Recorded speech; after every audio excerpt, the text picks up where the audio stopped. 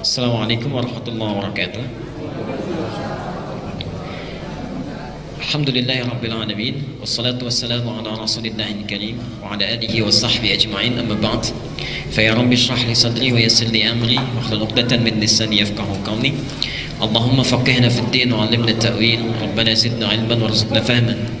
Wa qala ta'ala ya ayyuhalladzina amanu taqullaha haqqa tuqatih wa la tamutunna illa wa antum muslimun. وقال يا أيها الناس اتقوا ربكم الذي خلقكم من نفس واحدة وخلق منها زوجها وبث منهما رجالا كثيرا ونساء واتقوا الله الذي تساءلون به والأرحام إن الله كان عليكم رقيبا. Bapak Ibu sekalian, ikhwah yang mulia, semoga Allah selalu memberikan rahmat dan maghfirahnya pada kita semua. Kita awali pertemuan duha kali ini dengan bersyukur pada Allah Subhanahu wa taala.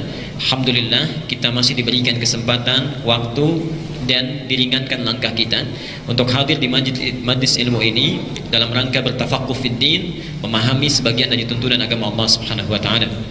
Kita awali dengan bermohon kepada Allah, semoga siapapun yang berada di sini diberikan kemuliaan oleh Allah sesuai yang dijanjikan oleh Nabi sallallahu alaihi wasallam dalam sabdanya tercantum dalam hadis riwayat At-Tirmidzi nomor hadis 2858. Perhatikan bagaimana Rasulullah sallallahu alaihi wasallam memuliakan para penuntut ilmu.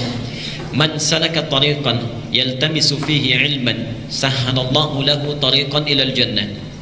Man salaka tariqan, siapa yang menyiapkan dirinya untuk menempuh satu jalan, yaltamisu fihi ilman, untuk belajar sebagian dari tuntunan agamanya, walaupun hanya sedikit saja. Walaupun hanya sedikit saja. Entah itu satu ayat, entah itu satu hadis. Karena hadis ini nanti disampaikan pada kita oleh seorang yang jalan kaki dari Madinah ke Syam. Sekarang wilayah Syria kurang lebih. Jalan kaki dari Madinah ke Syam untuk mendapatkan satu hadis saja. Karena ada info sahabat yang punya hadis tinggalnya di Syam. Beliau jalan kaki, belum ada kendaraan, belum ada mobil, belum ada motor. Itu jalan kaki hanya untuk belajar mendapatkan satu hadis. Perhatikan apa yang disampaikan oleh Nabi, balasannya, sahhalallahu lahu tariqan ilal jannah, maka Allah akan ringankan, mudahkan langkahnya menuju surga. Bapak Ibu sekalian, ada dua makna yang besar di hadis ini. Yang pertama, itu motivasi kepada kita untuk selalu menambah wawasan dan ilmu kita dalam memperbaiki setiap kemampuan kita dalam menunaikan perintah agama. Dan ini motivasi yang sangat kuat. Orang yang tinggalnya jauh saja, jarak Madinah ke Syria, itu kalau pakai bis sehari semalam. Ini jalan kaki. Jalan kaki hanya untuk mendapatkan satu hadis. Antum sekarang yang tempatnya diletakkan di samping rumah kita, jauh pun ada kendaraannya. Kalau tidak sepeda ada motornya, kalau tidak motor ada mobilnya. Tidak ada bisa kita tempuh dengan cara yang lain. Belum juga tersentuh dengan semua fasilitas itu untuk mau sekedar belajar satu huruf saja dari Al-Quran atau satu hadis saja yang bisa kita ketahui maknanya. Dengan semua fasilitas itu belum tersentuh, dengan cara apa lagi Allah mesti memfasilitasi kita untuk mau memperbaiki keadaan agama kita. Yang kedua, ini yang paling penting. Yang dimaksud hadis ini, yang ringan langkahnya ke surga, itu bukan orang yang rajin ikut taklim. Hari ini ikut di sini, jam sekian ikut di B, jam sekian ikut di C dan sebagainya. Subhanallah. Bukan itu yang dimaksudkan lewat hadis ini. Yang dimaksud hadis ini, orang yang ikut taklim disebut kalimatnya dengan bukan talabul ilmi di hadis ini ya. Bukan juga dengan ta'allum, tapi disebut dengan tafaqquh. Okay? Tafaqquh fid din istilah Qur'annya. Tafaqquh fid din istilah Qur'annya di At-Taubah surat ke-9 ayat 122. Falaula nafara min kulli firqatin minhum ta'ifatun liyattafaqahu fid din. Okay? Fikih dengan ilmu itu lain. Fikih dengan ilmu itu lain. Kalau ilmu ta'allum, ya, ta'allum itu sekedar mendapatkan informasi saja. Mau paham, mau tidak itu terserah. Mau paham, mau tidak terserah. Yang penting mendapatkan informasi, kita serap, kita dapati, mau dipahami, mau tidak, mau diamalkan, mau tidak, itu kembali kepada kita. Tapi kalau fikih itu lain. Fikih itu memiliki arti setidaknya paham apa yang dengan apa yang diterima, faham atas apa yang didapatkan, mengerti dengan apa yang didengarkan. Jadi Al-Quran menyebut pembelajaran kita ini bukan dengan ilmu, tapi dengan fikih, tafaqquh, bukan ta'allum, tapi dengan tafaqquh, ingin memberikan kesan bahwa taklim itu, pengajaran itu, majlis ilmu itu jangan hanya menjadi transfer ilmu dari ustadz kepada yang mendengar, Tapi siapapun yang datang, siapapun yang menyimak, siapapun yang mengikuti, itu harus mengerti, harus paham dengan setiap kata bahkan huruf yang dituturkan. Jadi antum kesini, jangan sampai keluar dari sini, dari masjid ini tidak mengerti satu huruf pun dari apa yang disampaikan. Itu yang diinginkan oleh Quran. Nah, inilah yang membuat kita akan ringan langkahnya ke surga. Kenapa? Karena orang yang mengikuti majlis ilmu, paham tentang ketentuan agamanya, dia bisa bedakan mana yang halal, mana yang haram. Dia mengerti mana yang benar, mana yang keliru. Dia paham ini yang sunnah, ini yang bid'ah. Dia mengerti ini yang harus dilakukan, ini yang harus ditinggalkan. Dengan mengerti itu, dia tinggalkan yang haram, dia kerjakan yang halal. Ketika dia perbanyak yang benar, dia tinggalkan yang keliru, itu yang menjadikan langkahnya ringan menuju surga. Jadi kalau antum selama ini, mohon maaf, ikut taklim dimanapun, tapi sampai saat ini belum paham ini yang halal, ini yang haram, masih terjebak dalam syubhat, masih mengerjakan sesuatu yang dilarang, masih senang mengerjakan sesuatu yang harusnya ditinggalkan, berarti masih berat juga langkah kita menuju surganya Allah Subhanahu wa Ta'ala. Karena itu Bapak Ibu sekalian, duha ini kajian khusus pekan yang kelima. Saya pun baru dihubungi tadi malam untuk hadir di sini. Maaf kemarin siang jam 2 ya, dan baru diputuskan jam 5 sorenya. Baik. Hari ini kita akan khusus membahas satu pembahasan yang tiap hari ibadahnya kita kerjakan, tapi boleh jadi sekian ribu kali kita mengerjakannya, apa yang kita tunaikan itu belum kita pahami dengan baik, sehingga hasil dan manfaatnya tidak bisa kita raih dalam kehidupan kita. Topik kali ini kita akan bahas seputar ibadah salat. Seputar ibadah salat, lebih tepatnya tuntunan salat dalam Al-Quran dan Sunnah. Tuntunan salat dalam Al-Quran dan Sunnah. Kita akan bagi dua sesi. Hari ini kajian pengantarnya, dan insya Allah nanti akan ada satu sesi lagi di hari Sabtu, hanya belum ditentukan waktunya. Itu kajian prakteknya. Di hari ini kajian pengantar persiapan salatnya. Nanti insya Allah pertemuan selanjutnya praktek salatnya, dari mulai takbir sampai dengan salam. Bagaimana sifat salatnya Nabi, bagaimana Rasulullah mencontohkannya, seputar gerakan dan bacaan salat, perdebatan seputar itu dan sebagainya, dari salam sampai dengan takbir. Insyaallah nanti materinya sudah saya siapkan, dan ini boleh dikopi oleh siapa saja, ya, tak terbatas, ya silahkan, dan tidak ada sesuatu hal terkait dengan ini. Semuanya boleh mendapatkan, disebarkan dan mendapatkan ilmu di situ dengan baik. Bapak Ibu sekalian, insyaallah kita mulai kajian kita.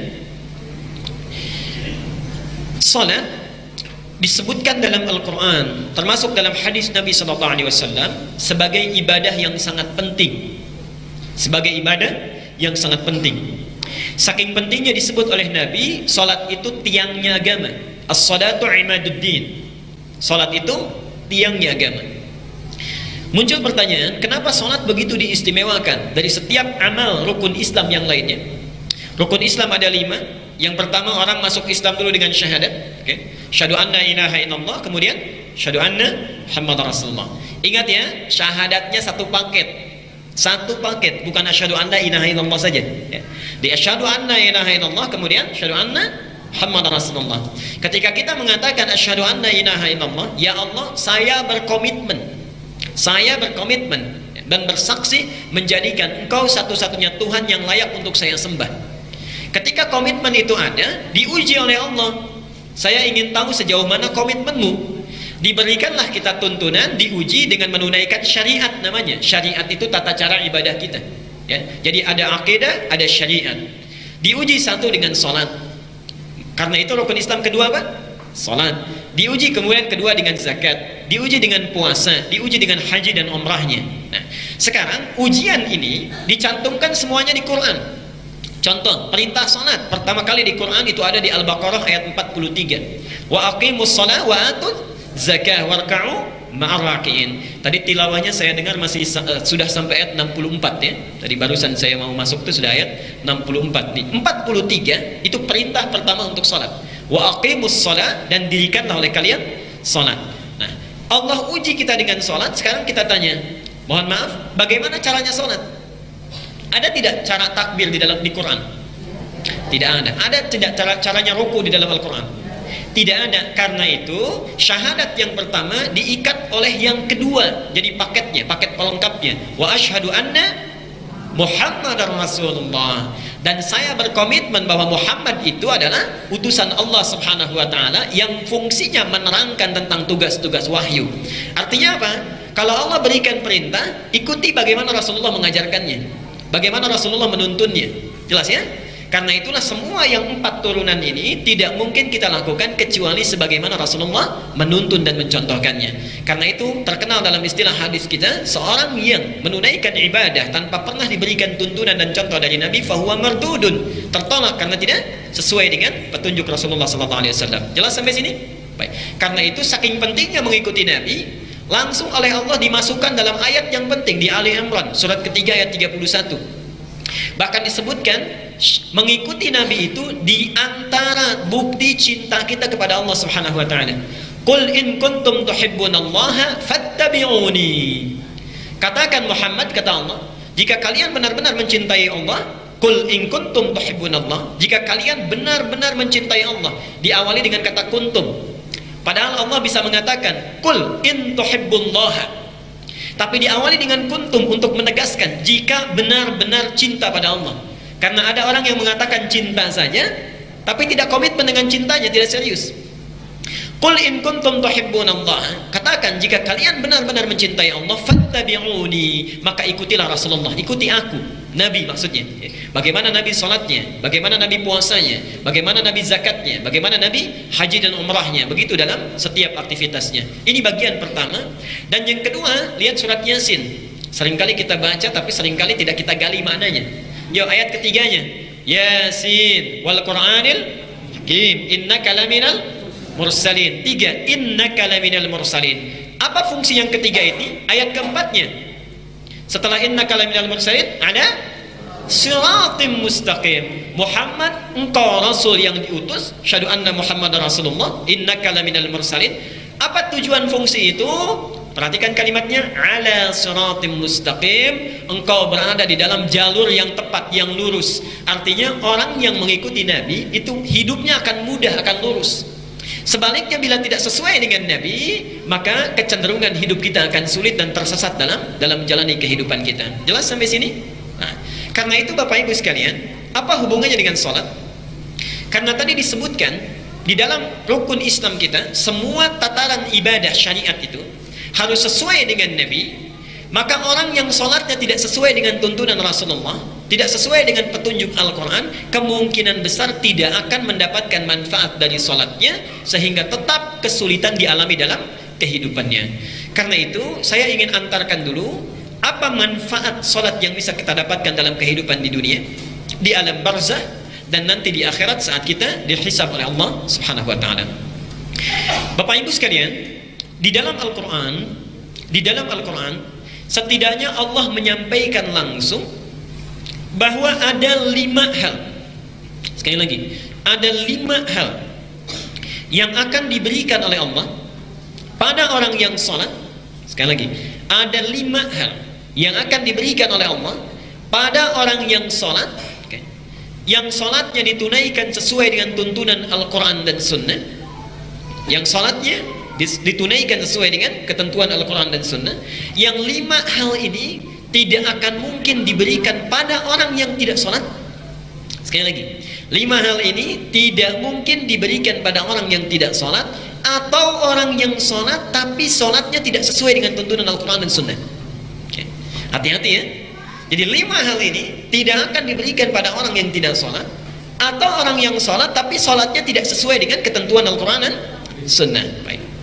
Sekarang mari kita lihat apa saja yang 5 ini. Nomor 1 kata Al-Quran, dalilnya bukan surah Al-Ankabut surat 29 ayat 45. Allah berjanji dalam ayat ini, di surat ini, surah 29 Al-Ankabut ayat 45. Perhatikan janji Allah di sini. Allah berjanji siapapun yang sholat dengan benar itu akan dijadikan sebagai orang yang berkepribadian baik. Singkatnya, orang sholat pasti baik.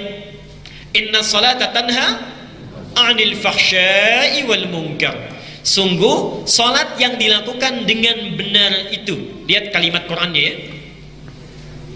Saya tuliskan di sini kalimat Qur'annya. Jadi Bapak Ibu sekalian, di dalam bahasa Arab itu ada yang menggunakan alif lam, ada yang tidak menggunakan alif lam. Ya. Kalau dalam ilmu bahasa Arab disebut dengan nakirah dan ma'rifah. Ya. Salat gini. Oke. Ada yang pakai alif lam, as-salat. Perhatikan di sini.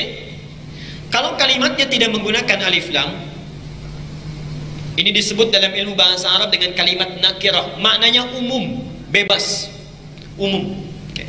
Jadi kalau Allah menyebutkan tidak pakai alif lam, inna sholat, artinya sholat bagaimana saja. Mau sesuai Nabi, mau tidak sesuai Nabi, mau khusyuk, mau tidak, mau paham, mau tidak. Nah, itu maksudnya.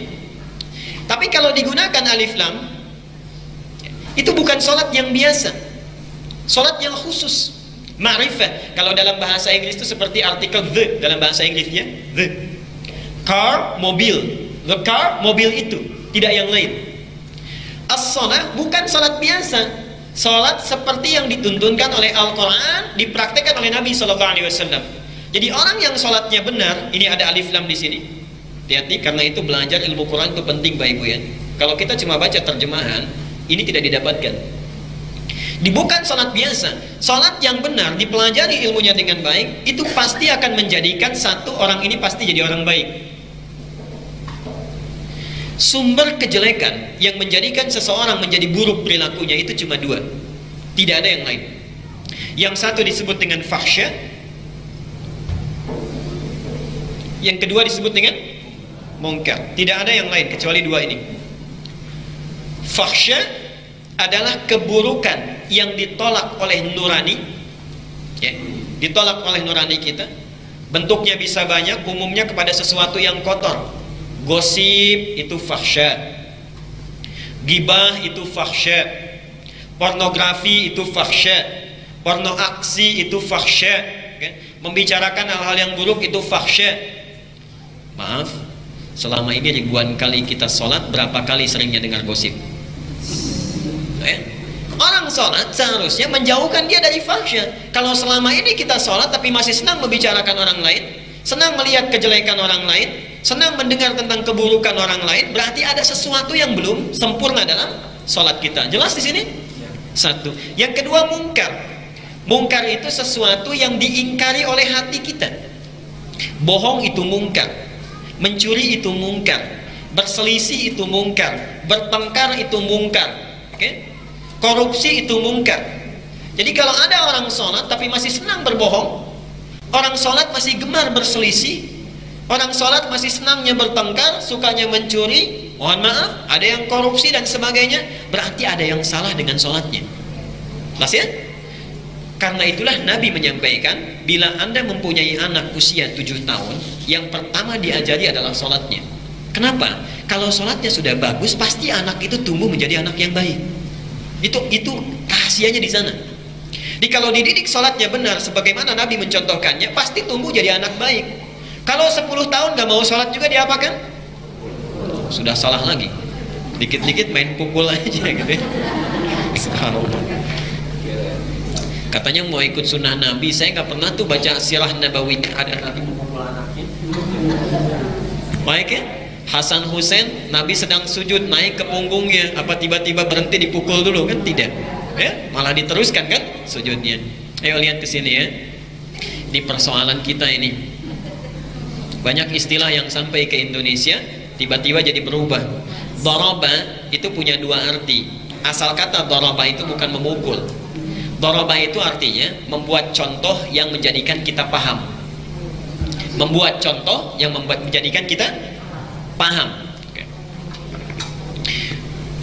Al-Baqarah ayat 26. Ayo, yang bisa acungkan tangan.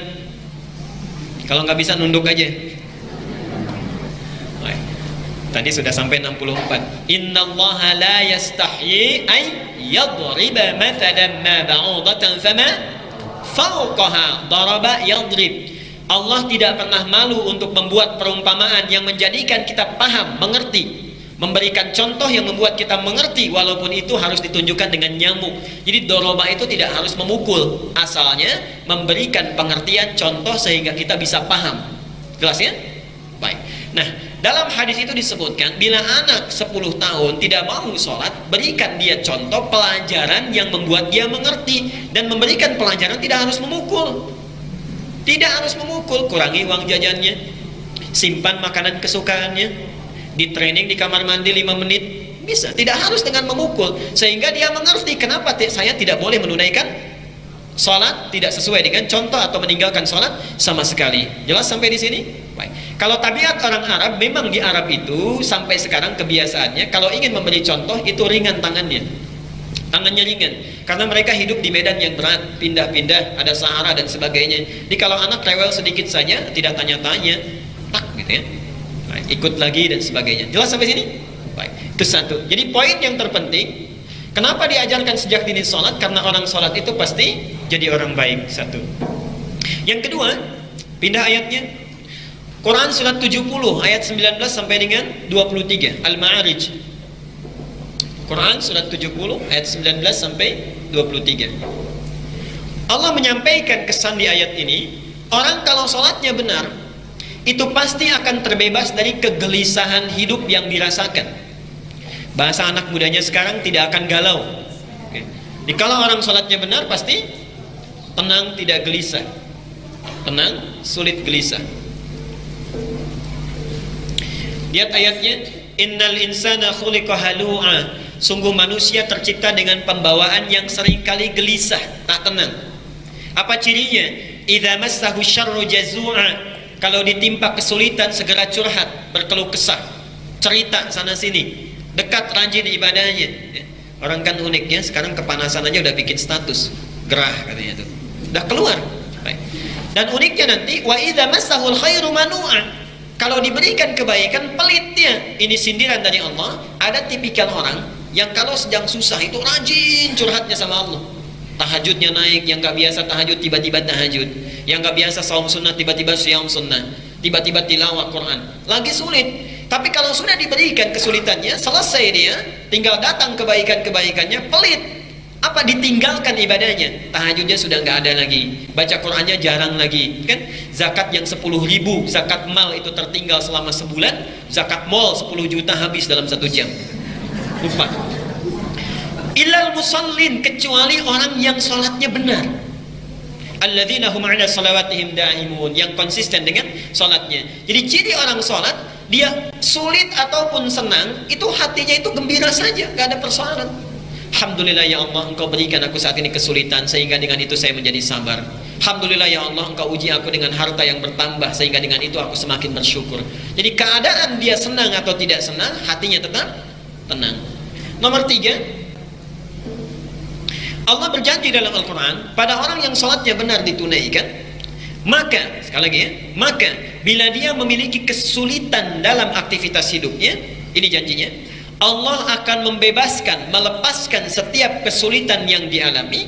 Sekali lagi, Allah akan melepaskan setiap kesulitan yang dialami, plus diberikan rizki yang melimpah tak bertepi.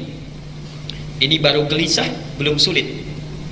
Nomor 3, Allah berjanji akan melepaskan setiap kesulitan yang dialami, plus diberikan rizki yang melimpah tak bertepi. Dalilnya Quran surat 65 At-Talaq, 65 At-Talaq ayatnya 2 dan 3.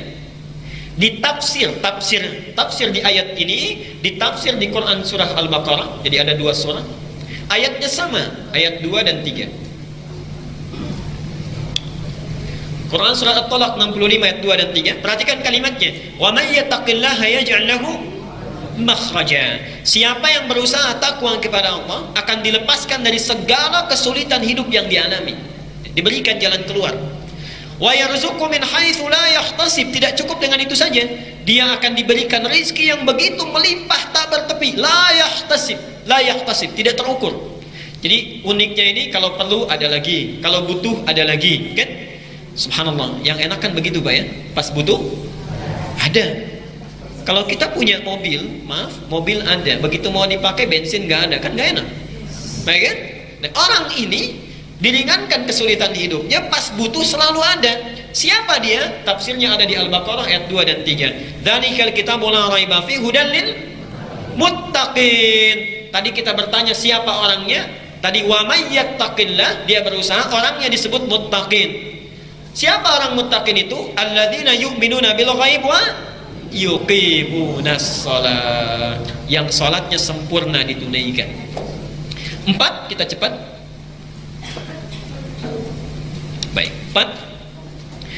Orang yang sholatnya benar, ditunaikan sesuai tuntunan Al-Quran dan Sunnah, ada janji diisyaratkan dalam Al-Quran. Nanti kita akan bahas ya. Allah berjanji dalam Al-Quran, bila dia meminta dalam sholat, maka doanya akan segera terkabul. Bila dia meminta dalam sholat, nanti kita akan bahas ada 4 keadaan dibolehkan kita meminta, dan hadisnya qudsi, bahkan langsung turun ayat Qurannya. Bila dia meminta dalam sholat, maka akan langsung segera dikabulkan permohonannya. Dalil contohnya itu ada di Quran surat 3. Surat apa? Ali Imran, bukan Al Imran tapi Ali Imran. Quran surat 3 ayat 38 dan 39. Surat 3 ayat 38 sampai 39. Saya mau tanya sebentar.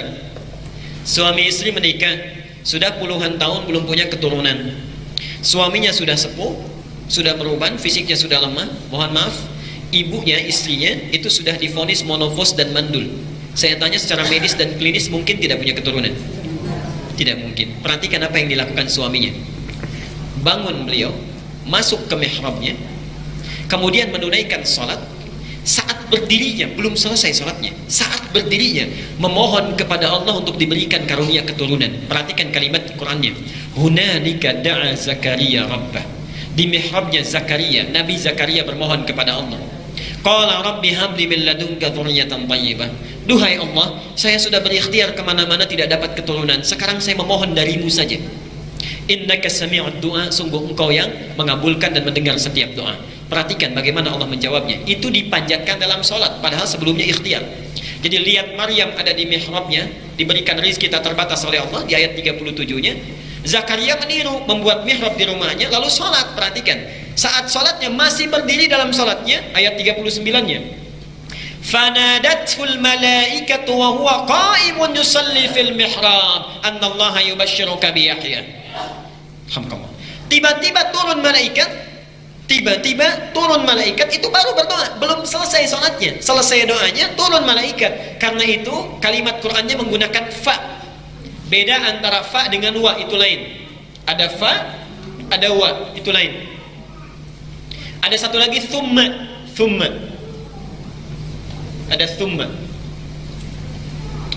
Saya katakan misalnya begini ya, contoh. Dhahaba Ali wa Ahmad ila masjid.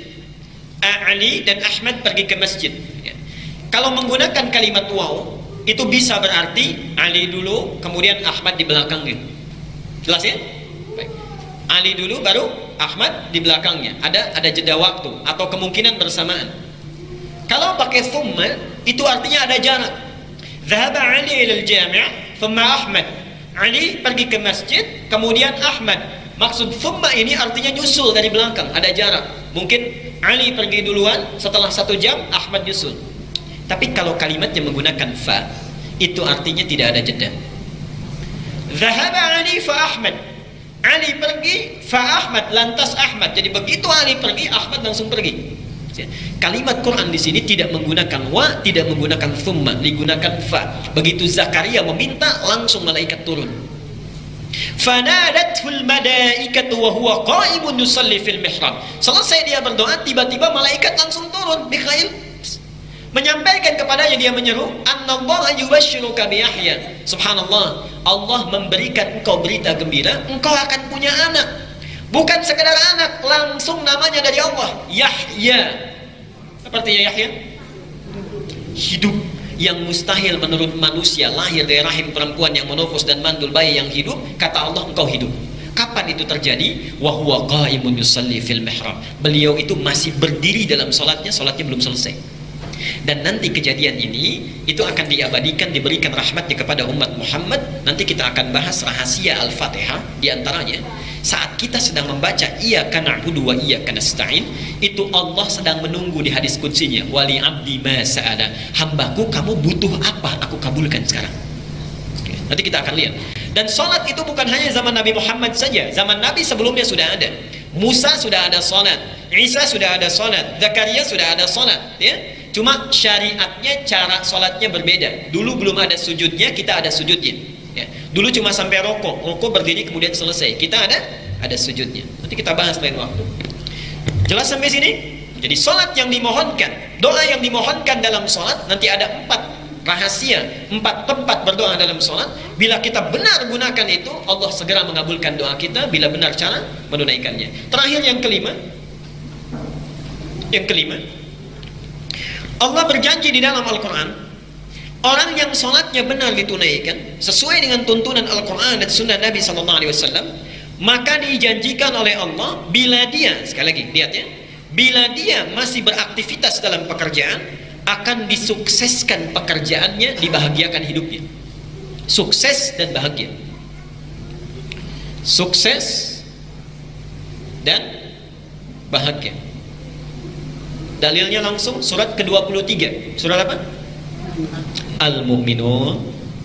Quran surat 23 Al-Mu'minun ayat 1 dan 2. Baik. Qad aflahal mu'minun. Qad aflahal mu'minun. Sungguh jangan ragu, orang mukmin itu pasti sukses dan bahagia. Jadi di Quran itu ada kata fauz. Kalau fauz sukses saja, terulang 29 kali dalam Al-Quran. Yang kedua ada falah. Kalau falah dalam bahasa Inggris ini bukan happy tapi sukses. Oke. Falah. Qad aflahal mu'minun. Sungguh jangan ragu, jangan ragu. Orang mukmin itu kata Allah, kalau dia benar-benar beriman, pasti sukses dan bahagia. Jadi seharusnya setiap mukmin itu dia sukses dan bahagia.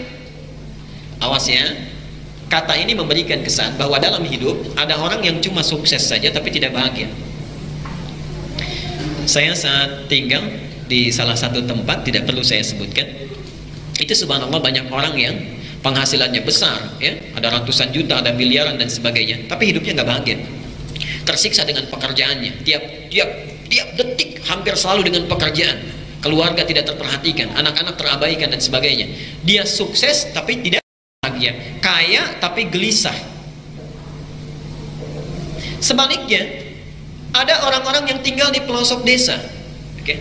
Subhanallah, saya kunjungi beberapa tempat di Indonesia. Itu ada Bapak Ibu sekalian, satu daerah yang penghasilannya itu cuma 5.000 sebulan. 5.000 sebulan. Bayangkan.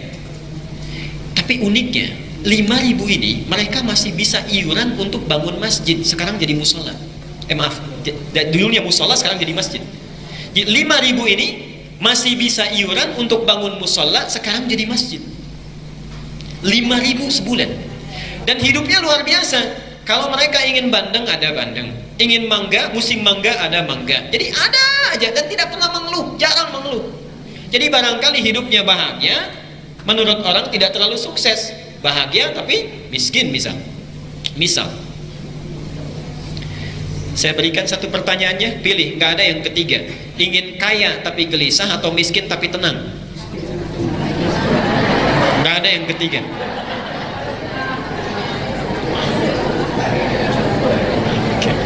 Kaya tapi gelisah atau miskin tapi tenang? Kaya tapi tenang, baik. Nggak apa-apa, memang dipaksa juga akan susah, ya. Karena rumus psikologinya begitu. Di antara dua pilihan yang sulit, pilih yang ketiga. Dan Allah maha mengerti tentang tabiat makhluknya. Karena itu diturunkan satu ibadah yang bila dilakukan dengan benar, Quran mengatakan qad itu harus yakin, jangan ragu. Dia akan sukses, bahagia, dia kaya sekaligus tenang. Apa itu? Alladzina hum fi salatihim khashi'un, ayat keduanya. Karena itu khusus untuk para ayah, perhatikan ya. Satu-satunya kalimat yang dalam ibadah diulang-ulang 5 kali sehari untuk mengingatkan itu cuma sholat. Tadi apa? Qad aflahal. Lihat kalimat falah ini diperdengarkan kepada kita 5 kali dalam sehari. Dalam azan itu setelah hayya 'alas shalah apa? Okay. Hayya 'alal falah. Allah sudah mengingatkan, ayo sini sholat, kamu akan sukses dan bahagia. Tapi kadang-kadang kita nggak yakin. Coba saya tanya ya, kalau Bapak misalnya sedang sibuk ini, ada proyek ditangani 5 miliar, tiba-tiba azan, diteruskan proyeknya atau sholat dulu? Atau ibu nggak usah jauh-jauh, ibu sedang ada informasi di Grand Mall diskon 95%, dipanggil sholat, diteruskan ke sana atau sholat dulu? Gak yakin saya. Okay. Kita gak yakin. Padahal Allah mengatakan harus yakin, qad aflahal mu'minun, hayya 'alas shalah, hayya 'alal falah. Karena itu dinamakan dengan azan. Apa artinya azan? Tuh, sudah keliru lagi.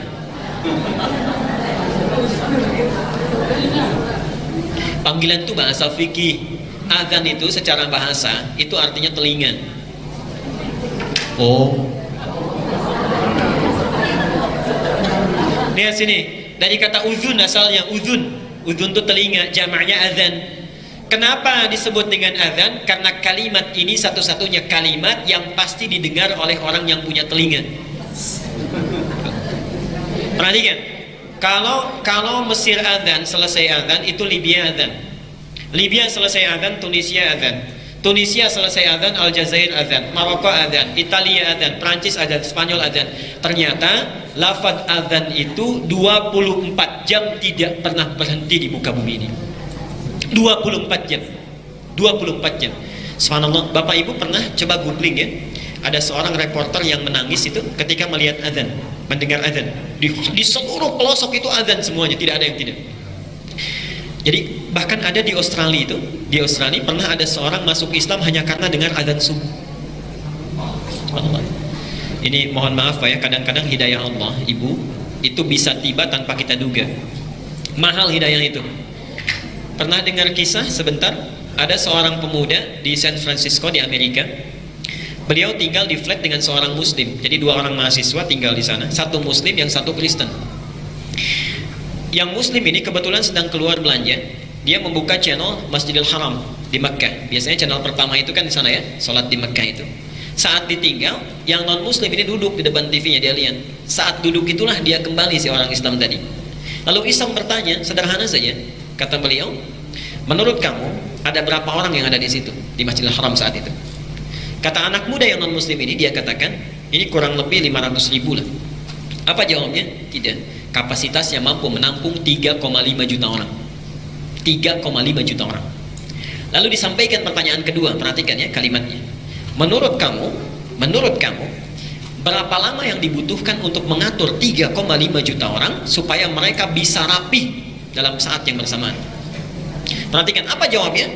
Kata orang ini, saya kira butuh beberapa hari. Saya kira butuh beberapa hari. Lihat kalimat si anak muda ini. Saya akan tunjukkan padamu, kurang dari 1 menit 3,5 juta orang semuanya akan rapi. Kurang dari 1 menit. Perhatikan katanya, selesai itu kan ada iqamah ya, Allahu Akbar, semua dia. Imamnya kebetulan waktu itu Syekh Sudais, Abdul Rahman Sudais, berbalik, staw ini, staqimu. Semua yang tadinya beraktivitas tiba-tiba diam. Lalu kawan ini mengatakan pada temannya, tidak sampai 2 detik sudah diam katanya. Lalu ketika bertakbir, Allahu Akbar, semua takbir itu. Tidak sampai 1 menit semua sudah takbir. Saya katakan padamu tadi, kurang dari 1 menit semua akan rapi. Apa jawab teman yang tadi? Tunjukkan bagaimana caranya saya masuk Islam. Karena ini pasti bukan agama rekayasa manusia. Tunjukkan bagaimana caranya saya masuk Islam. Itu sedang nonton sholat Isya. Bayangkan, orang yang belum masuk Islam nonton sholat Isya saja bisa masuk Islam. Antum yang sudah masuk Islam dipanggil sholat Isya. Baik ya. Karena itu hayal falah jarang kita dapatkan, ya, jarang kita dapatkan. Nah, sekarang dari sini, yuk sekarang kita muhasabah dulu. Kita lihat diri kita dulu. Kita lihat diri kita. Berapa usia kita? Berapa banyak sholat yang telah kita tunaikan hingga detik tadi, di duha tadi? Taruhlah misalnya ribuan sholat telah kita lakukan. Sekarang kita lihat, apakah sholat yang sudah dilakukan sudah dapat melahirkan 5 hal yang dijanjikan oleh Allah tadi? Apakah sholat kita sudah menjadikan kita orang baik? Atau jangan-jangan baru keluar dari masjid sudah membicarakan orang lain? Minimal keluar dari sini ustadznya yang dibicarakan, kan? Baik. Yang kedua, apakah sholat kita sudah menjadikan kehidupan kita lebih tenang? Atau jangan-jangan sholat tapi gelisah? Apakah kehidupan sholat kita sudah menjadikan manfaat dalam kehidupan kita, pekerjaan kita berhasil, nyaman hidup kita? Atau jangan-jangan sukses di pekerjaan tapi antum tidak bahagia di keluarga? Dan yang terakhir, apakah sholat kita sudah membantu kita untuk mempercepat doa yang dikabulkan oleh Allah? Atau sampai saat ini, mohon maaf, doa kita seringkali tertunda. Kalau ada di antara kita, sholat belum mendapatkan 5 hal ini yang disebut oleh Quran minimal. Atau bahkan sholat sudah ribuan kali, tapi 1 pun belum didapatkan. Berarti ada yang keliru dan belum sempurna dalam penunaian sholat kita selama ini. Karena itulah Nabi saking inginnya Rasulullah itu, subhanallah Bapak Ibu sekalian, saya kadang-kadang suka tidak kuat kalau menyampaikan bagaimana kasih sayangnya Rasulullah. Saking inginnya umatnya bahagia, itu ingin dipastikan setiap orang Islam umat beliau itu mendapatkan yang 5 itu. Karena itu beliau tegas mengatakan, "Shallu kama ra'aitumuni usolli." Ini rahasianya. Nabi mengatakan, "Salatlah kalian persis seperti melihat aku salat, jangan beda." Maksudnya apa? Bukan ingin membebani kita secara fikih, bukan. Tapi Nabi ingin memastikan setiap umat Islam harus mendapatkan yang 5 ini. Nabi ingin umatnya bahagia, Nabi ingin umatnya jadi orang baik. Tidak masuk akal ada orang paling jahat, paling sulit diatur, paling banyak melakukan tindakan kriminal di satu daerah, setelah turun perintah sholat jadi orang paling baik di dunia. Jadi orang paling baik di dunia, yang bahkan diabadikan oleh Quran, hampir tidak ada lagi generasi seperti mereka. Allah. Saya mohon maaf ya, kalau kita tidak bisa menyamai sedikit seujung kukunya saja, maka jangan pernah kita mau mencelanya. Kalau tidak bisa menyamai seujung kukunya saja, maka jangan terbersit untuk mencelanya. Subhanallah. Bapak Ibu sekalian, sahabat itu diantara kemuliaannya, tidak ada rasa pelit, tidak ada iri dengki, tidak ada iri hati. Kalau misalnya kita lewat sekarang, saya lewat Bapak misalnya Pak, kemudian saya lihat Bapak pakai baju bagus, subhanallah, thawbuka jamil, ma'jabat thawb, bagus sekali baju kamu, itu langsung dilepas dikasihkan. Langsung dilepas dikasihkan. Karena mereka tahu tidak mungkin dicapai puncak kebaikan sebelum menginfakkan apa yang paling disukai. Ali Imran 92, lan tanalul birra hatta tunfiqu mimma tuhibbun. Tidak mungkin mendapatkan albir. Albirun itu sifat-sifat puncak yang baik, albir.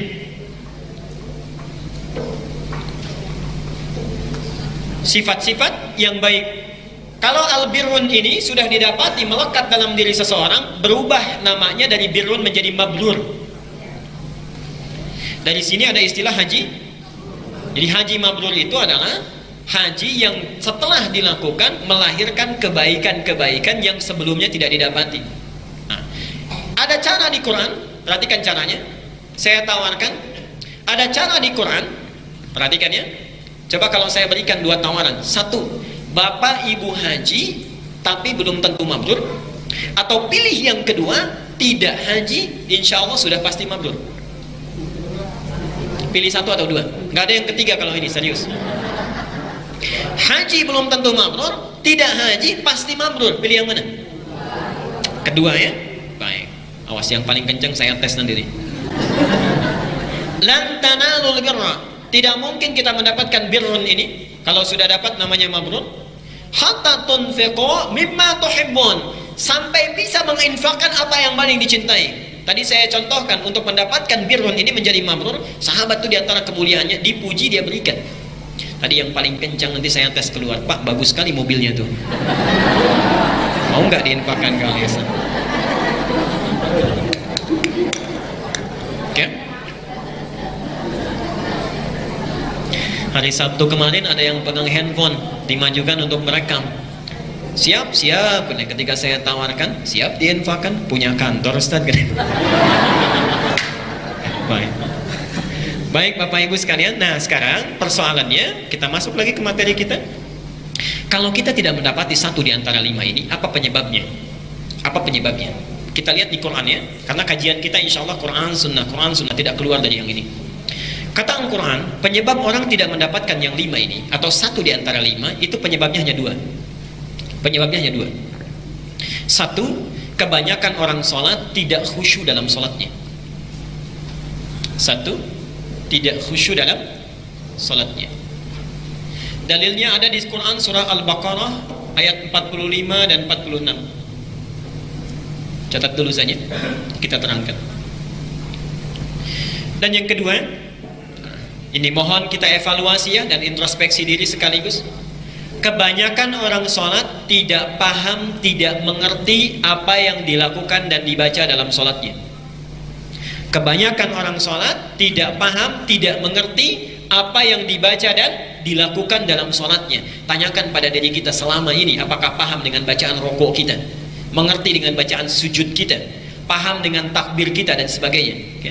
Tidak paham dan mengerti bacaan dan gerakan sholat. Dalilnya sama Quran yang seperti sebelumnya, Surat 29 Al-Ankabut, ayatnya sama persis 45. Quran surat 29 ayat 45. Kecelakaan kita kadang hafal tengah-tengah ayatnya, tapi awalnya tidak dihafalkan. Potongannya lancar, tapi sebagiannya tidak dihafalkan, sehingga penafsirannya dikeliru. Coba teruskan ayat ini. Inna sholata tanha anil fahsya. Awal ayatnya apa? Tuh. Padahal awal ayatnya itu kuncinya yang ini. Utslu ma uhiya ilaika minal kitab wa aqimis shalah. Baru inna sholata tanha anil fahsyai wal munkar. Baik, sebentar ya, nanti kita uraikan. Bila kita tidak mendapatkan 5 yang dijanjikan tadi, kata Al-Quran persoalannya 2. Satu, tidak khusyuk dalam sholatnya. Yang kedua adalah tidak paham, tidak mengerti dengan bacaan dan gerakan yang dilakukan dalam sholat. Nah, kajian kita hari ini dan sesi selanjutnya nanti di Sabtu, tapi nanti Sabtunya akan ditentukan waktunya, itu hanya akan terfokus membahas 2 hal ini saja. Yes, ya? Baik, untuk hari ini kita akan batasi, kita ambil yang ini saja, nomor 1. Sesi selanjutnya kita akan bahas yang ini, mengenai bacaan dan gerakan sholat dari mulai takbir sampai dengan salam. Dan nanti resumnya sudah saya sediakan. Kalau ingin mengcopy silahkan, saya dengan senang hati memberikan. Baik. Jadi kita akan bahas yang ini dulu ya. Sampai jam berapa kita? Oh, jangan jam 12 ya. Jam 9 harus sambung lagi ya. Baik. Ayo dibuka dulu Quran surat Al-Baqarah surat 2 ayat 45-46. Subhanallah, ini Qurannya sering kali hilang ya. Coba tilawah, nah sehari ambil 5 ayat. Ayo ikut yang sore ya, pada asar. Kalau punya waktu luang, kita ada kajian menghafal Quran. Oke, insyaallah. Quran surat 2 Al-Baqarah 45. Wasta'inu bisabri wassalah. Saya tulis dulu. Wa innaha lakabiratun illa 'alal khashi'in. Perhatikan kalimatnya. Agak sabar ya, mohon bisa sabar. Saya agak menafsirkan sehuruf-sehuruf kadang. Wasta'inu bis-sabri was-salah. Oke. Perhatikan di sini sebentar sebelum saya teruskan ayatnya. Wasta'inu, dan memohonlah pertolongan, mintalah bantuan setiap masalah yang kita hadapi. Di setiap manusia, dengan isyarat ayat ini, tidak mungkin ada orang yang hidup tanpa masalah. Setiap kita pasti punya masalah dengan kadar yang berbeda-beda. Kalau kita punya masalah, kata Allah, hadapi itu semua, minta tolong bisabri, satu dengan sabar. Ini menunjuk kepada ikhtiar. Dijalani dulu, ikhtiar dulu dengan sabar. Kalau kita punya persoalan, punya masalah, selesaikan ikhtiar, jalani dengan sabar. Contoh, kita punya anak sakit, ikhtiar dulu, pergi ke dokter, kan? Obati dulu, sabar di situ dan sebagainya. Bapak punya persoalan di kantor, ikhtiar dulu, selesaikan, jalani dengan sabar, jangan putus asa. Okay. Wassalah, nah ini poinnya. Dan juga dengan salat, tawakal, hubungkan diri kita dengan Allah. Jadi nanti ada ayat di Quran yang memberikan isyarat bahwa dalam salat kita boleh meminta kepada Allah untuk mengatasi masalah yang sedang kita hadapi. Okay. Dan nanti kita akan bacakan ada hadis qudsinya yang langsung turun. Baca ini, ta'inu di Al-Fatihah setelah Malik Yaumiddin apa? Iyyaka na'budu wa iyyaka nasta'in. Ini perintahnya, cara memintanya nasta'in. Karena itu ketika kita selesai membaca iyyaka na'budu wa iyyaka nasta'in, hadis qudsinya turun. Hadza baini wa baina 'abdi wa li 'abdi ma sa'ala. Ini komitmen antara aku dengan hambaku. Hambaku, sekarang engkau mau minta apa? Allah sudah menawarkan itu. Nanti kita akan bahas. Poin kita sekarang, kata Allah, dan kalau punya persoalan, hadapi dengan ikhtiar, kemudian tawakal pada Allah dengan salat. Poinnya, wa innaha lakabiratun illa 'alal khashi'in. Wa innaha, la pakai la tu, lakabiratun illa 'alal khashi'in. Perhatikan ke sini. Wa innaha, dan sungguh salat itu. Okay. Tadi dimintakan oleh Allah, minta tolong melalui apa? Sabar, satu. Yang kedua, salat. Tapi ketika Allah membandingkan keduanya, sabarnya dihilangkan, tersisa salatnya. Wa innaha, dan sungguh salat itu sabarnya hilang. Lakabiratun, sangat berat, sangat sulit dilakukan. Saya ingin tanya, sabar susah tidak? Sulit tidak? Sulit, tapi kalau dibandingkan dengan sholat, lebih sulit sholat. Sabar itu tidak mudah, Pak. Karena itu dalam kaidah akhlak, sabar itu tidak ada batasnya. Tidak ada batasnya. Sepanjang kita hidup, maka disitulah mesti bersabar. Jadi kalau ada yang mengatakan hilang batas kesabaran saya, itu ingin cepat pulang tandanya. Jadi nggak ada batasnya. Tapi di ayat ini disandingkan dengan sholat, dibuang sabarnya. Kata Allah, saking ingin menguatkan ditambah la itu harfut taukid untuk menguatkan. Sholat itu benar-benar tidak mudah, sangat sulit. Nah, Bapak Ibu sekalian, penting diketahui dalam ibadah kita ada dua ibadah yang memiliki kesulitan yang unik, tingkat kesulitan yang unik. Yang pertama, yang nomor 2 dulu, itu adalah baca Al-Quran. Baca Al-Quran itu punya keunikan, tingkat kesulitannya. Satu, uniknya orang tidak pernah ada yang bosan baca Quran. Tidak ada yang bosan. Bapak bosan baca Al-Fatihah? Enggak. Tapi kalau dibaca cepat ngantuk. Enggak percaya silakan. Buka oleh kita, ya. Subhanallah itu 15 menit sudah begini. Begitu ada ping gitu kan, di status BBM, WhatsApp dan sebagainya bisa segar lagi itu. Di Quran itu bisa sulit.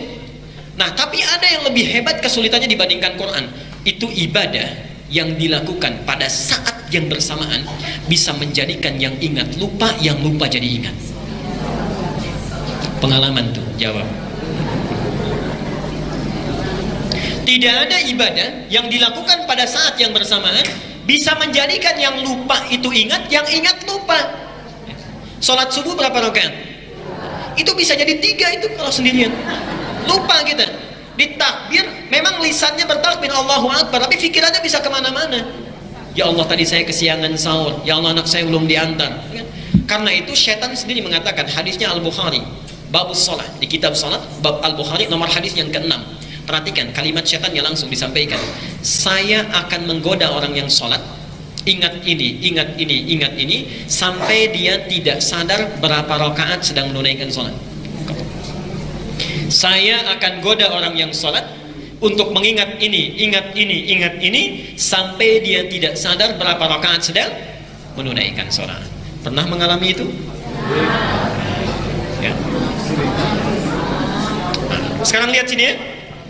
Kata Al-Quran, ini tidak mungkin terjadi kecuali bagi orang yang khusyuk. Di kalau orang khusyuk sholatnya menjadi ringan. Orang yang khusyuk sholatnya menjadi ringan. Pertanyaannya sekarang, apa itu khusyuk? Bagaimana cara melakukan khusyuk? Dan dalam pelaksanaan khusyuk itu seperti apa yang bisa kita lakukan dalam sholat kita? Oke? Bismillah.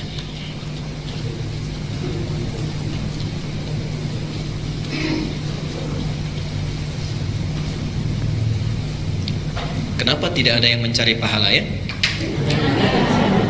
Why? Bapak tahu keutamaannya berbuat baik di bulan Ramadan? Baik ya. Hadisnya qudsi, Kitabus Siyam Al-Bukhari, nomor hadis ketiga dari Abu Hurairah. Perhatikan potongan kalimat hadisnya. As-siyamu li wa ana ajzi bihi. As-siyamu li wa ana ajzi bihi. Puasa itu hanya ditujukan untukku dan aku yang langsung memberikan pahalanya. Belum selesai sampai di situ hadisnya. Perhatikan. Wal hasanatu bi asyri amsalihha. Setiap kebaikan yang dilakukan oleh orang yang puasa, aku gandakan 10 kali lipat dibanding hari yang lainnya. Dibanding hari lainnya. Di kalau antum misalnya melakukan kebaikan, misal baca Quran berapa pahalanya satu huruf? 10. Alif lam mim misalnya. Alif ini 10. Oke, misal hitung-hitungan saja. Kalau Ramadan dilakukan kali lagi 10. Jadi berapa? 100. Jadi kalau di bulan Ramadan gak ada yang baca Quran cuma sehuruf saja, itu keterlaluan. Sudah dinaikkan gitu kan, pahalanya nggak mau baca, itu keterlaluan. Oke? Karena itu sepanjang ada peluang kebaikan, cepat lakukan, digandakan 10 kebaikan. Jadi kalau bapak cuma ngehapus sebelum Ramadan itu cuma 1.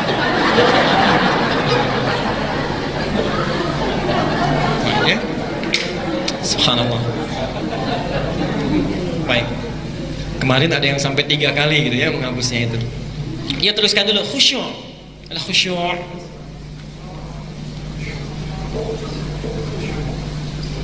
Apa itu khusyuk? Apa itu khusyuk? Fokus, sungguh-sungguh. Ada lagi yang lain? Konsentrasi. Kita selama ini sering keliru memahami sesuatu itu. Khusyuk itu bukan fokus, bukan konsentrasi, bukan serius.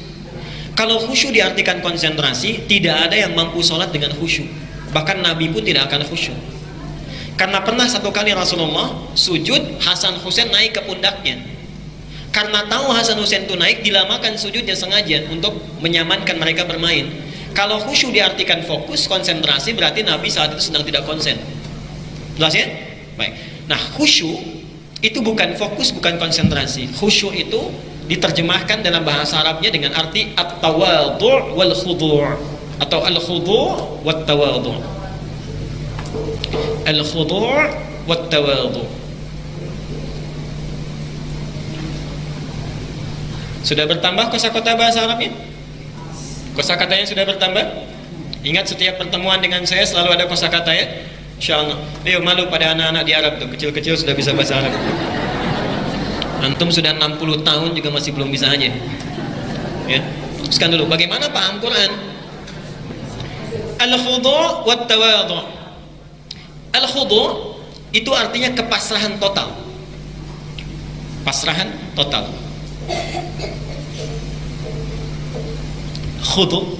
Wat tawadhu', tawadhu' itu kerendahan hati. Jadi khusyuk itu adalah kepasrahan jiwa dan raga secara total yang disertai dengan sifat kerendahan hati. Kepasrahan jiwa dan raga secara total yang disertai dengan sifat kerendahan hati. Definisinya dulu. Bagaimana dalam hal prakteknya? Ternyata Bapak Ibu sekalian, khusyuk itu dalam fikih salat itu dibagi kepada 3 bagian. Ada 3 fase. 1, khusyuk saat akan sholat, sebelum sholat, persiapannya sesaat sebelum sholat. Yang kedua, khusyuk saat sholat. Dan yang ketiga, pasca sholat atau setelah sholat, sesaat setelah sholat. Pasrahan jiwa dan raga secara total yang disertai dengan kerendahan hati ditunjukkan dengan 3 fase ini: sebelum sholat, saat sholat, dan pasca sholat. Kita akan fokus pada yang ini dulu. Ternyata sebagian orang memahami khusyuk itu hanya sebatas saat sholat. Tapi nas Al-Quran dan hadis Nabi SAW menunjukkan kepada kita ternyata proses khusyuk itu dimulai sejak saat akan sholat. Dimulai sejak saat akan sholat. Bagaimana petunjuk yang pertama? Lihat ayat 46-nya Al-Baqarah, tadi ayat 45 dan 46-nya. Wasta'inu bis-sabri was-salah wa innaha lakabiratun illa 'alal khashi'in. Jika punya persoalan, maka minta tolonglah pada Allah dengan cara ikhtiar, dengan sabar dan salat. Sulit salat itu dilakukan kecuali bagi orang khusyuk. Siapa mereka? 1, perhatikan. Alladzina yadhunnuna annahum mulaqu rabbihim. Alladzina yadhunnuna annahum mulaqu rabbihim. 1 dulu ini. Kedua, wa annahum ilaihi raji'un. Ayat 46. Perhatikan sini. Orang khusyuk itu siapa mereka? Alladzina yadhunnuna, yaitu orang-orang yang sebelum sholat, bukan saat sholat. Orang-orang yang sebelum sholat, yadhunnuna, dia telah sangat merasakan annahum mulaqu rabbihim, dia akan bertemu menghadap kepada Tuhannya. Di ciri orang khusyuk itu sebelum sholat dia sudah punya rasa, sudah akan yakin menghadap, memenuhi undangan Allah, menghadap kepada Allah Subhanahu wa ta'ala. Baik, tadi azan apa artinya? Baik, telinga secara bahasa ya, didengar oleh kita. Secara fikihnya panggilan Allah untuk menghadap kepadanya. Nah, orang khusyuk itu saat dia akan sholat ditunaikan, mendengar panggilan itu, dia sudah merasa, oh sekarang sudah diundang oleh Allah. Oke, sudah diundang oleh Allah. Nah, sekarang saya tanya pada Bapak Ibu sekalian, sekarang jam 9:02. Kalau kita jam 10, alhamdulillah, jam 10 kita diundang oleh Pak Gubernur untuk insya Allah brunch, breakfast and lunch ya. Nanti, nggak sekarang puasa ya, membawa bekal brunch misalnya. Baik. Dikasih sembako, diundang sekaligus audiensi. Kira-kira pakai baju kayak gini atau ganti? Naikkan tawarannya, diundang presiden jam 12 di Istana Negara, kita akan berangkat, ganti seperti ini atau gini saja? Ganti baju, pakai minyak wangi, kalau perlu 5 meter sebelum datang sudah tercium kan? Dan jangan lupa bawa proposal yang belum tentu dikabulkan. Kalau antum bertemu dengan sosok manusia saja, bertemu dengan manusia saja, persiapan kita sudah sedemikian bagus adanya, dijadikan kita siap-siap dengan baik, parfumnya baik, pakaiannya baik dan sebagainya, yang permohonan kita belum tentu dikabulkan. Kenapa ketika dipanggil oleh Allah penampilan kita biasa-biasa saja? Karena itulah ciri orang khusyuk ketika dipanggil oleh Allah. Apa persiapannya? 1. Al-A'raf ayat 31, Quran surat 7 ayat 31. Ya bani Adam khudhu zinatakum 'inda kulli masjid. Wahai anak cucu Adam, setiap engkau mau ke masjid, dalam konteks ini mau sholat, setiap mau sholat kenakan pakaian terbaikmu. Khudhu zinatakum. Subhanallah, diundang Allah, diundang Allah, diundang oleh Allah, akan dikabulkan permintaan kita, dimaafkan kalau salah, diampuni kalau berdosa, dan subhanallah sehari minimal diundang 5 kali. Ada nggak bupati ngundang kita sehari 5 kali? Nggak ada. Allah mengundang kita sehari 5 kali, ingin mengabulkan setiap permohonan kita, ingin memaafkan kita, mengampuni setiap dosa kita. Hadisnya berlaku, sholat antara satu dengan yang lainnya bisa menjadi kafarat antara dosa-dosa yang dilakukan di antara itu. Hadis riwayat Muslim nomor hadis 233. Jelas di situ. Okay. Sekarang kita sudah diundang, kata Al-Quran langsung ini, setiap memenuhi undangan Allah, ya bani Adam, wahai anak cucu Adam, khudhu zinatakum, kenakan pakaian terbaikmu, inda kulli masjid, setiap akan memenuhi undangan Allah subhanahu wa ta'ala, khususnya di masjid. Jelas sampai sini? Jadi orang khusyuk itu dari pakaiannya sudah kelihatan. Kalau bapak tidak percaya, ibu tidak percaya, silahkan mulai keluar dari sini, saat akan sholat zuhur, penampilan kita bedakan. Antum pakaiannya ganti dengan bagus, kenakan minyak wangi yang baik misalnya, itu akan lain sholatnya. Demi Allah saya katakan, akan lain sholatnya. Rasakan akan bertemu dengan Allah subhanahu wa ta'ala. Saya kalau pulang dari sini hari Ahad, lewat ke satu tempat itu seringkali menangis Pak Ibu. Orang untuk musyrik saja di hari Ahad, itu pakaiannya bagus-bagus, pakai batik, ibunya pakai kebaya, anaknya dibawain mainan, dikuncir tua, dikepang jalan-jalan kan, itu mau musyrik. Antum sudah diberikan nikmat Islam, sudah dekat dengan Allah, dipanggil penampilan biasa-biasa saja. Kadang-kadang maaf ya, main bola dengan sholat pakaiannya sama, jalan-jalan dengan sholat pakaiannya sama, kadang-kadang bergambar, malaikatnya juga bingung, di depan Sule, belakang Ayu Ting Ting, gimana maunya tuh. Subhanallah, mohon maaf ya. Jadi ingin memberi gambaran kita itu tidak adil. Kalau meminta ingin cepat, tapi kalau dipanggil begitu-gitu saja. Karena itu penampilan itu terkait erat dengan doa. Nanti di Al-Baqarah 186 itu kata Allah, doa itu seharusnya kalau diminta langsung dikabulkan. Wa idza sa'alaka 'ibadi 'anni fa inni qarib. Kalau hambaku mencari-cari aku sangat dekat. Biasanya kalau orang cari Allah ingin apa? Punya kebutuhan. Okay. Makanya langsung ayatnya, ujibu da'atad da'i idza da'ani.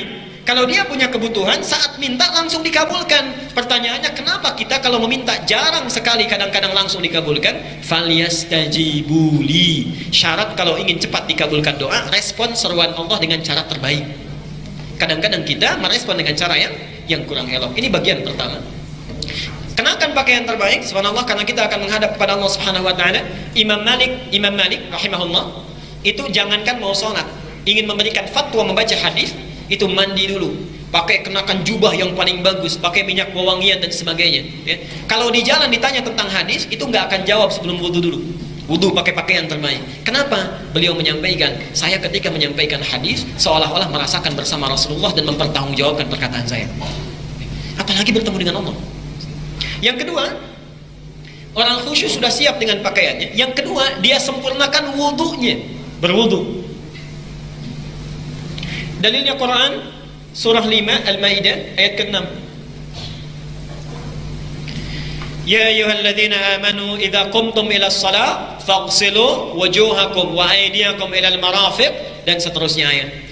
Wahai orang-orang yang beriman, wahai orang-orang yang beriman, apabila kalian ingin menyempurnakan sholat, begitu terjemahnya. Ya. Di qumtum itu dari kata qama, idza qumtum ila sholat, itu artinya menunaikan dengan sempurna. Artinya ada orang sholat yang tidak sempurna. Jika kalian ingin menyempurnakan sholat, maka berwudulah terlebih dahulu dengan membasuh wajahmu, tangan sampai dengan siku. Awas, bukan siku sampai tangan, tapi tangan sampai siku. Awas, saya pernah terangkan ini ya. Jadi wudunya tidak ada lagi yang dari siku ke tangan, kerannya dibuka dari siku ke tangan, tidak. Yang dimaksud dari tangan ke siku baru dialirkan. Sampai selesai ini kita lakukan. Jadi satu, diminta menyiapkan pakaian terbaik. Yang kedua, sempurnakan wudu. Bahkan Nabi menyampaikan kepada orang yang kurang baik salatnya, idza qumta ila shalah fa asbighul wudu. Kalau engkau ingin menunaikan salat dengan sempurna, sempurnakan dulu wudumu. Itu satu. Baik. Kapan ini dilakukan? Dan kenapa ini mesti dilakukan? Lihat sini. Ini persis dilakukan maksimal saat azan. Saat azan. Allahu Akbar, Allahu Akbar. Langsung kita siapkan pakaian terbaik. Kemudian wudu kita sempurnakan dengan baik. Kapan dilakukan? Saat azan. Jadi coba saling bekerja sama ya ibu bapak sekalian. Bagi ayah yang di kantor pulang, kadang-kadang kan suka lupa sholat demikian saja. Ya ibunya yang menyiapkan pakaiannya. Sholat terkait erat dengan kebahagiaan. Yakin pada saya kalau anak benar sholatnya, itu akan terbuka kecerdasannya. Kadang-kadang orang tua lupa, pulang dari sekolah pakaian seperti itu saja. Bapak ibu siapkan pakaian terbaiknya, bimbing wudunya dan sebagainya. Satu ini, scan dulu. Baik. Kenapa ini penting dilakukan? Karena kita akan berjumpa dengan Allah, menghadap kepada Allah. Kemudian, nah ini kaitannya. Wa annahum ilaihi raji'un. Ini ciri yang ketiga. Di orang khusyuk sebelum salat, dia pakai pakaian terbaik, siapkan wudu dengan baik. Dan yang ketiga, perhatikan di sini. Kenapa kita mesti mengenakan pakaian terbaik dan wudu dulu dengan sempurna? Wa annahum ilaihi raji'un. Maaf, kalau ada orang yang meninggal dunia, apa yang diucapkan? Wa inna ilaihi raji'un. Dan dia merasakan barangkali ketika dia memenuhi undangan Allah, dia akan dipanggil untuk selamanya. Dia akan dipanggil untuk selamanya. Ada yang namanya di sini Andi. Mudah-mudahan tidak ada. Kalau ada maksud saya akan saya ganti. Oke. Pak Andi sudah dipanggil Allah. Apa artinya? Meninggal. Antum dipanggil Allah 5 kali sehari. Dan kita tidak tahu kapan kita akan pulang. Ada yang tahu kapan akan meninggal? Tidak ada. Setiap hari 5 kali kita diingatkan, dipanggil oleh Allah. Barangkali panggilan itu menjadikan panggilan terakhir dalam kehidupan kita. Dan tidak ada cara pulang yang paling indah kecuali saat ingat dengan Allah. Salat, sujud dia meninggal. Salat saat tersambung dengan Allah Subhanahu wa ta'ala. Kata Allah, perhatikan kalimatnya, orang khusyuk itu apa yang dilakukan? Dia yakin akan bertemu dengan Allah, siap-siap kenakan pakaian terbaik. Allah yang dituju. Wudu dia, kenapa dengan wudu? Karena dia sempurnakan dulu, bersihkan jiwanya, bersihkan hatinya, sehingga ketika wafat menghadap Allah tidak perlu dibutuhkan lagi oleh orang lain. Jelas sampai sini? Kapan isyarat yang kedua ini dilakukan? Ini saat adzan, yang ini saat iqamah. Iqamah. Di antum kalau sudah masuk masjid, kemudian ada iqamah, Allahu Akbar, Allahu Akbar, kan? Nah itu maksudnya, hadirkan diri kita, bersiap menghadap Allah, dan rasakan barangkali ini sholat terakhir saya, mungkin saya pulang. Jelas sampai sini? Kalau orang sudah melakukan tahapan ini, itu insya Allah hatinya tersambung dengan Allah. Lahir kepasrahan, lahir ketundukan, bersiap. Coba antum ingat-ingat, berapa dosa yang dibawa sebelum sholat? Barangkali diwafatkan dosa kita masih banyak. Karena itu nanti kita akan bahas kenapa kita membaca Allahumma ba'id baini wa baina khataya ya. Itu nanti rumusnya dibaca sambil merasakan kesalahan apa yang kita bawa sebelum sholat. Nanti kita akan bahas itu. Jelas sampai sini? Baik. Jadi intinya setiap akan sholat persiapkan dua hal ini. Alhamdulillah. Mungkin kita akan pulang, lalu setiap akan mulai sholat dipanggil melalui iqamah, rasakan ini, kemudian imam langsung mengingatkan kembali kepada kita. Perhatikan bagaimana imam mengingatkan. Imam berbalik, kemudian melakukan 3 hal. Awas ya, fikih imam di sini penting. 3 hal yang dilakukan oleh imam. 1, melihat siapa yang sholat. Melihat siapa yang sholat. Dengan melihat ini, dia akan memetakan surat apa yang bisa dibaca, umumnya bisa memenuhi kepentingan makmum. Kadang ada orang yang transit, kan? Kadang ada orang yang tidak kuat berdiri lama dan sebagainya. Dipilih ayat yang sesuai dengan umumnya makmum. Hati-hati ini, bukan hanya sekedar balik, istaqimu, balik lagi, tidak. Lihat barangkali ada yang buru-buru, tidak kuat berdiri. Dari situ dipilih surat yang sesuai. Satu itu. Yang kedua, memimpin menunjukkan supaya barisan itu rapi dan lurus.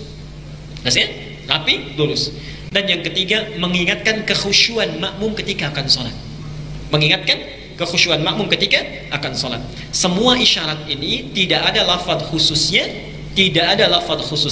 kecuali isyarat umum saja yang dimintakan oleh Al-Quran dan Sunnah Nabi SAW. Jadi tidak usah pakai bahasa-bahasa yang khusus, karena tidak ada yang khusus. Di Arab pun bahasanya beda-beda. Dan tidak mesti pakai bahasa Arab. Tidak mesti pakai bahasa Arab, sekalipun boleh ditegaskan dengan kalimat Arabnya. Contoh, sering ya, istaqimu fala takhtalifu fakhtalafat qulubukum. Paham gak? Kan? Makanya gak ngerti, biasa aja gitu. Ada yang pegang handphone, ada yang baca SMS dulu, ada yang lihat kan. Coba yang kedua, Bapak Ibu mohon rapatkan, luruskan safnya, tenangkan hati kita, khusyukkan, barangkali ini sholat terakhir kita. Enak pertama, enak yang kedua. Kenapa? Ngerti. Itu pentingnya belajar hadis. Jadi tidak semua itu harus menggunakan bahasa yang khusus. Sepanjang isyaratnya umum, boleh dengan bahasa kita. Di Arab pun macam-macam sekarang. Subhanallah, saya terakhir itu di sana, bahkan di sebagian di Makkah, di Masjid bin Baz, wilayah Aziziyah, setelah Mahbas Jin itu. Saat kami sholat di sana, itu imamnya berbalik. Istaqimu, akhfil an-naqal, ij'al al-ittisal ma'al khaliq, wa la taj'al al-ittisal ma'al makhluq, katanya. Sebagian kawan tuh mencatat, dikira hadis. Pulang ke Indonesia disampaikan itu. Bapak Ibu tahu terjemahannya. Rapatkan, luruskan, tolong matikan handphone. Jadikan hubungan itu dengan sang khalik, jangan tersambung dengan makhluk. Zaman Nabi ada handphone nggak? Ada. Oke. Disilakan berbalik, rasakan itu, kemudian tegaskan. Setelah kita mengucapkan khusyukkan, baru boleh istaqim. Balik. Jelas sampai sini? Baik. Alhamdulillah. Tiba saatnya Bapak Ibu mempraktekkan. Jadi kalau kita akan menunaikan sholat lagi, kalau kita ingin khusyuk mulai saat ini, persiapkan pakaian terbaik kita. Jadi pulang dari sini, zuhur pakai apa? Pakaian terbaik, baik ya. Yang kedua, siapkan wudhu dengan sempurna. Saya telah pelajarkan ini, telah ajarkan tentang fikih wudhu. Ustadz yang lain telah menyempurnakan. Pelajari, sempurnakan itu dan rasakan saat berwudhu, mungkin kita pulang. Dan terakhir, saat akan sholat kita menghadap kepada Allah Subhanahu Wa Taala, rasakan barangkali kita akan berpulang kepadanya. Hari ini mohon maaf saya tangguhkan dulu pertanyaannya ya, karena saya agak buru-buru. Nanti simpan di sesi selanjutnya. Nah, tapi saya akan teruskan dulu dengan satu hal yang sangat penting. Lanjutkan dulu sebentar tentang menyusun saf dalam sholat. Ini yang paling penting ya. Lihat ke sini. Ini saya majukan bagian pertama. Setelah semua siap, kan kita berdiri ya. Berdiri menghadap ke arah kiblat. Perhatikan ini. Tolong lihat ke layar di sini. Bapak Ibu sekalian, mohon dipastikan. Insya Allah saya nggak akan menulis Pak, jadi nggak dihapus pun nggak apa-apa.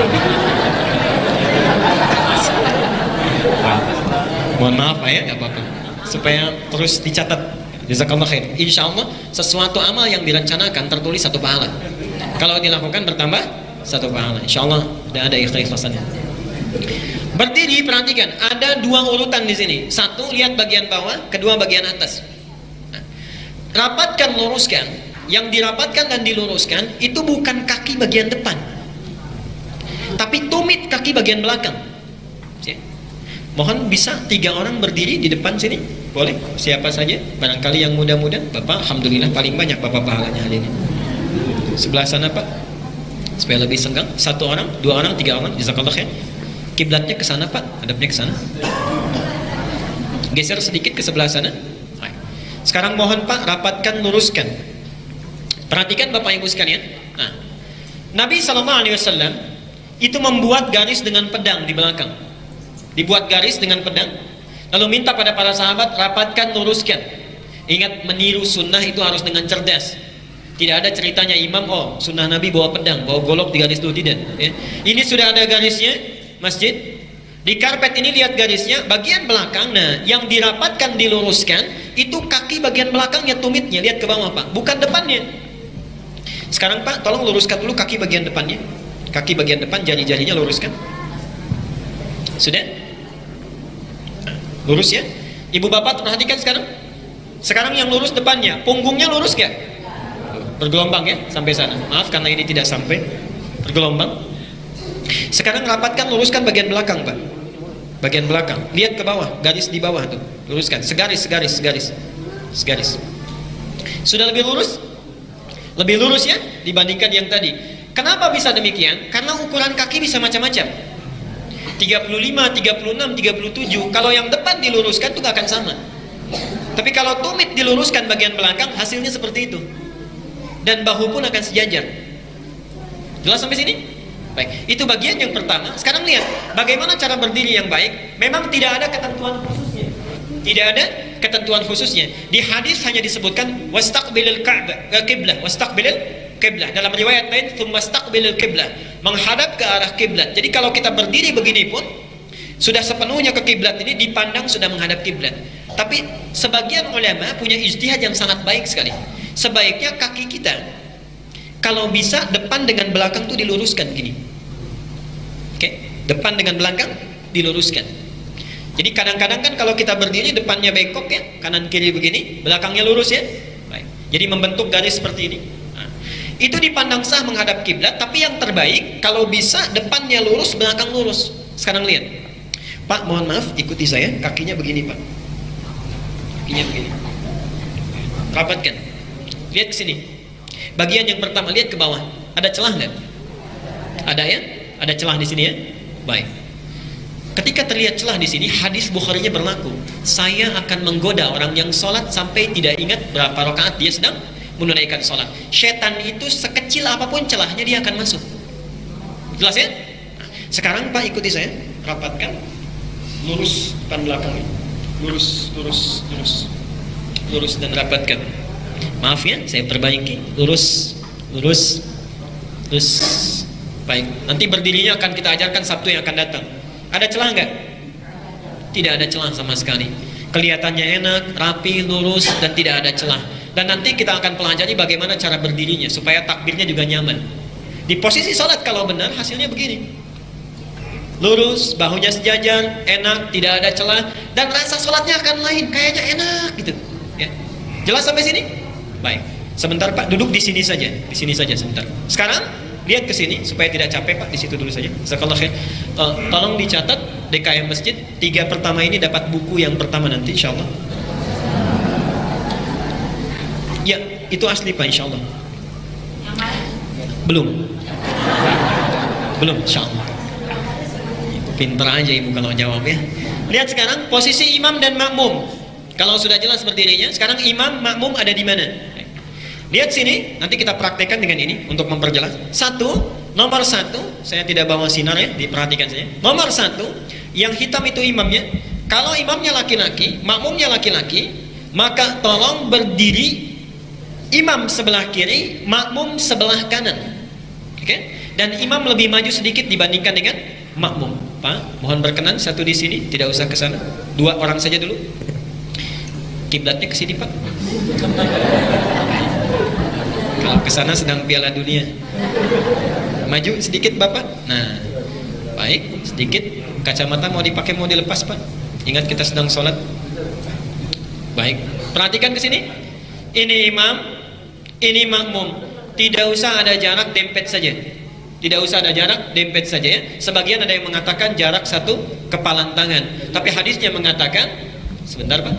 Hadisnya mengatakan, kalaupun ada celah setan masuk. Khusus untuk laki-laki dan laki-laki, maka ini imam, ini makmum, imam sedikit lebih maju. Itu sudah saya sebutkan hadisnya apa, kemudian juga dalilnya apa, terjemahnya apa. Jelas sampai sini? Baik, nanti bisa di-copy. Kalau muncul satu lagi atau 2 orang lagi, lihat nomor 2. Imam 1 orang, makmum 3 orang misalnya, 2 orang atau lebih. Bapak maju. Pak, mohon berkenan. 1 lagi, 3 orang supaya sesuai dengan gambar. 1 orang lagi. Tidak ada yang mau punya buku. Alhamdulillah, Pak keduluan. Geser sini Pak. Terserah Bapak mau kemana, terserah, silakan. Nah, sudah? Baik, Bapak Ibu tolong perhatikan. Imam di sini 1. Bagaimana posisi makmum? Maka membentuk keseimbangan. Oke. 1 di belakang berdiri, Ini berdiri di kanan, ini berdiri di kiri. Kalau datang lagi misalnya satu orang, silahkan siapa? Bapak, silahkan Mbak D. Mau kemana? Jazakallah khair. Beliau kesini karena paling dekat. Okay. Yang paling utama ke kanan dulu, Pak. Oke, okay? Kanan dulu. Bapak. Jazakallah khair. Baik ya. Datang satu lagi, siapa? Silakan Pak. Baik. Kalau salah nggak dapat buku. Gini ya, sudah jelas? Ada ke kanan, ada ke kiri. Nah begini seterusnya. Jadi buat keseimbangan. Kanan, kiri sampai seimbang. Jadi jangan ke kanan saja, jangan ke kiri saja. Dan yang paling keliru kalau kita menyendiri, tiba-tiba di pojok sendirian. Awas ya, itu tidak dihitung jamaah. Yang memisahkan diri dari jamaah tidak dihitung dengan jamaah. Jelas sampai sini? Baik. Pak, tolong semuanya duduk di sini saja supaya tidak capek. Sekarang posisi nomor 3. Ibu, tolong fokus para ibu. Tidak usah memberi contoh ya. Tapi insya Allah kalau ada buku lebih nanti dikasih. Nomor 3, imamnya perempuan. Maaf, imamnya laki-laki, makmumnya perempuan. Imam laki-laki, makmum perempuan. Posisinya bukan di kanan, bukan di kiri, tapi makmum tepat di belakang imam. Bapak mohon maaf, bangun. Ayah menjadi imam, ibu menjadi makmum. Bayangkan saja Pak ya. Posisinya bukan di kanan, bukan di kiri, tapi tepat di belakang. Jelas? Oke. Itu dalilnya saya cantumkan, di bawahnya tinggal dibaca, hadisnya sahih. Nomor 4. Imam, ada kakak anak laki-laki tertua, makmumnya ibu. Kakak tertua apa? Silakan. Udah tua. Boleh jawab aja. Nah, ini baik sekali. Di sini, di samping kanan, ibu tetap di belakang. Nah, sekarang imamnya perempuan, makmumnya perempuan. Bapak turun dulu. Imam perempuan, makmumnya perempuan. Bapak ada di mana? Bapak ada di mana? Silakan. Ini imam, ini makmum. Ini benar posisinya, berdiri sejajar. Berdiri sejajar. Tidak ada yang lebih maju. Dalilnya nanti riwayat Aisyah radhiyallahu anha, kan? Dilihat nomor 5 Ibu. Baik. Ini imam, ini makmum. Sekarang maju satu orang lagi Pak, perempuan. Bapak kemana? Gak apa-apa karena belum pernah jadi perempuan. Gak usah ditunjukin Pak. Samping, baik, kiri. Kanan kiri seimbang seluruhnya. Imam tetap di tengah dan tidak perlu maju. Bu ya, tetap lurus posisi sejajar, tidak perlu maju. Nanti dalilnya sudah ada di sini ya, didapati. Silahkan duduk Pak, semuanya di sini saja. Sekarang perhatikan bagian terakhir. Ini boleh nanti di copy. Bagian terakhir ini disebutkan oleh Abu Hurairah adalah disebut sebagai sunnah yang hilang. Sunnah yang hilang. Kenapa dinamakan demikian? Karena ada sementara orang yang tidak paham dengan itu sehingga jarang dipraktekkan. Apa sunnah yang hilang itu? Bapak berdiri, imam. Baik, Pak silahkan semuanya berdiri. Rapat saja dulu nggak apa-apa, karena contoh saja. Bapak di sini Pak, di garis. Satu orang lagi ada yang mau bergabung? Pak, Pak Bakri silahkan. Nah. Sebentar Pak, lihat di sini ya. Sebentar. Anggap ini sudah penuh satu baris. Sudah penuh. Bapak kemana? Silakan Pak. Tidak usah dikasih tahu Pak. Jangan dengarkan alladzi yuwaswisu fi sudurin nas.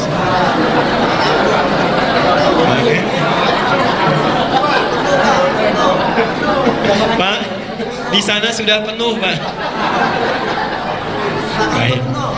Baik. Ini sudah penuh satu baris. Bapak ke belakang. Ini sudah tepat, tapi ada satu sunnah yang jarang dipraktekkan. Kalau ini sudah penuh, Bapak cuma sendirian, maka diantara sunnah terbaik, lihat, tepuk yang ini. Oke? Bapak nggak usah balik karena sedang sholat. Tepuk. Saat ditepuk, Bapak mundur. Rapatkan di sini Pak. Baik. Bapak bergeser. Jelas ya? Setelah ini bergeser, ada masuk satu lagi, baru masuknya ke sana. Yang kosong. Jelas sampai di sini? Ini sunnah yang jarang dipraktekkan, tapi saya sarankan sekalipun dipraktekkan hanya bagi orang yang telah tahu fikihnya. Oke? Karena pernah kejadian di satu negara itu praktek sunnah. Jadi ini ditepuk, begitu ini mundur, dia yang maju ke sini.